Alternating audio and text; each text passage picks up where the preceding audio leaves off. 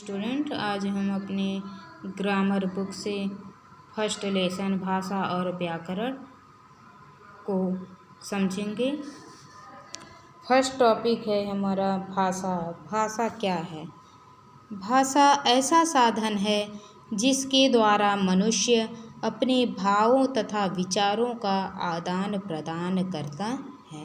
भाषा ही एक ऐसा माध्यम होता है जिसके द्वारा लोग अपने विचारों को एक दूसरे तक पहुंचाने में सफल होते हैं। भाषा के दो भेद होते हैं। फर्स्ट, मौखिक भाषा। सेकंड, लिखित भाषा। मौखिक भाषा, जो भाषा मुख से बोली व कानों से सुनी जाती है, वह मौखिक भाषा कहलाती है। जैसे बातचीत करना, भाषण देना आदि। बातचीत करते समय हम मुंह के द्वारा बोलकर अपनी बात को दूसरे के समक्ष तथा दूसरे की बात को कानों से सुनकर स्वयं ग्रहण करते हैं। लिखित भाषा, जब हम अपने भावों तथा विचारों को लिखकर दूसरों के समक्ष, दूसरों के सामने प्रकट करते हैं तो इसे लिखित भाषा कहा जाता है। जैसे पत्र, पत्रिका, पुस्तक आदि। पत्र के माध्यम से लोग अपने विचारों को दूसरे तक पहुंचाने का काम करते हैं। भाषा के अनेक रूप। भाषा के अनेक रूप हैं। फर्स्ट, मातृभाषा। जन्म लेने के बाद मानव जो प्रथम भाषा सीखता है उसे उसकी मातृभाषा कहते हैं। जन्म लेने के बाद एक बच्चा जो अपने माता पिता तथा परिवार के लोगों से बोलना सीखता है वह उसकी मातृभाषा कहलाती है। राष्ट्रभाषा, किसी भी देश द्वारा किसी भाषा को जब राज्य कार्य के लिए, राज्य के कामों के लिए घोषित किया जाता है तो उसे राष्ट्रभाषा कहते हैं। बोली। बोली क्या है? हम जिस क्षेत्र में रहते हैं, जिस क्षेत्र की भाषा का प्रयोग करते हैं उसे बोली कहते हैं। जैसे खड़ी हिंदी, भोजपुरी, अवधी आदि। भाषा और बोली में अंतर। भाषा और बोली में अंतर करना बहुत कठिन है। भाषा जब सीमित क्षेत्र में प्रयुक्त होने लगती है तो बोली बन जाती है।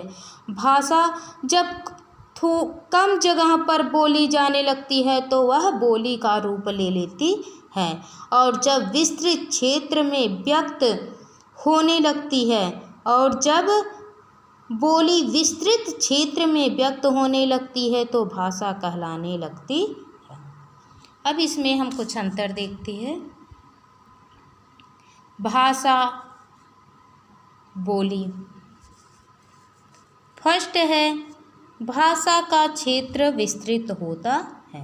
भाषा का क्षेत्र विस्तृत होता है और बोली का क्षेत्र भाषा की तुलना में सीमित होता है, भाषा की तुलना में कम होता है। इसका क्षेत्र क्या है? इसका बोलने का, बोली थोड़े ही जगह में, कम एरिया में ही बोली जाती और भाषा का क्षेत्र बहुत बड़ा होता है।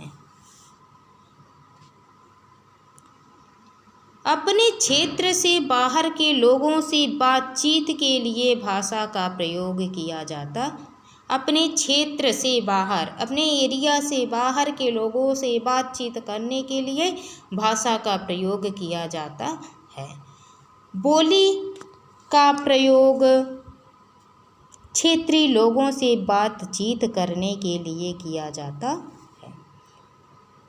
भाषा का प्रयोग साहित्य, शिक्षा, शासन, प्रशासन में होता है। भाषा का प्रयोग हम साहित्य किताबों में, शिक्षा विभाग में, शिक्षा में हम लोग जैसे हिंदी, संस्कृत, इंग्लिश की भाषा का अध्ययन करते हैं। शासन, प्रशासन, नियम कानून, संविधान में भाषा का प्रयोग होता है। बोली का प्रयोग दैनिक बोलचाल में होता है। अपने लोगों से बातचीत करने के लिए बोली का प्रयोग किया जाता है।